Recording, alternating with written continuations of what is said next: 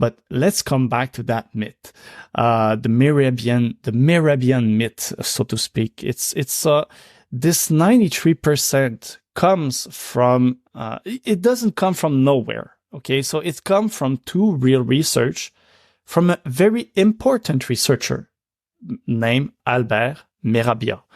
So this researcher is really an important researcher in the field of nonverbal communication, very influential.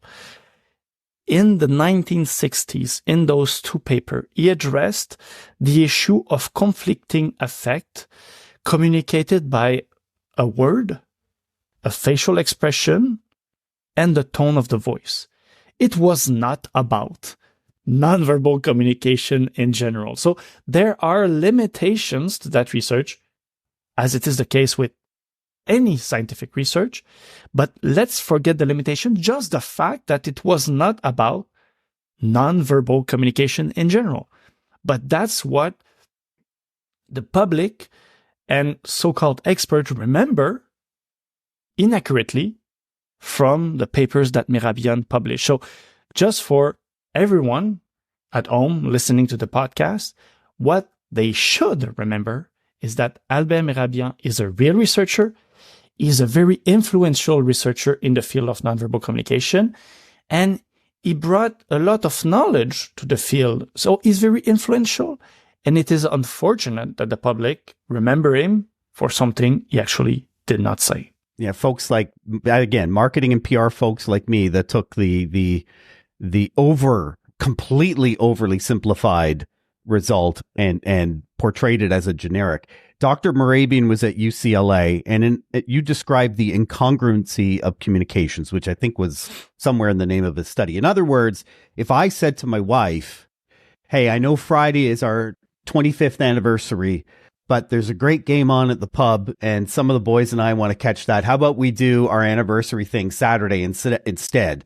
If she folded her arms, gave me the look, and said, oh, yeah, that's just fine, I would know 38% by the tone of her voice, 55% from her body language, and 7% from her verbal, that's fine. I would be able to summate for myself, oh, that's not fine.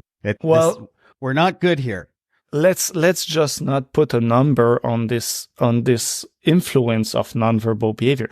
Like, nonverbal behavior is important. Like, it's super important. It's part of our identity. It's part of our daily life. Okay. But this number is often, I would say, used as an argument of authority to say that nonverbal communication is important. Nonverbal communication is important. You don't have to say that wrong number to argue about that importance. Now, I just want to make something clear. I don't question the honesty, the integrity, the intelligence, the abilities, the competence of anyone using that number, right? Everyone can make a mistake if nonverbal behavior is not their field of expertise and they pick up that number. I don't have a problem with that. Where I have more questions, so to speak, is when someone saying he or she is an expert in nonverbal communication and then uses that number. Now it raises, in my opinion, a red flag about the accuracy of what the person is about to communicate. Now, even for those people, I don't question their honesty, their integrity, or anything of that matter.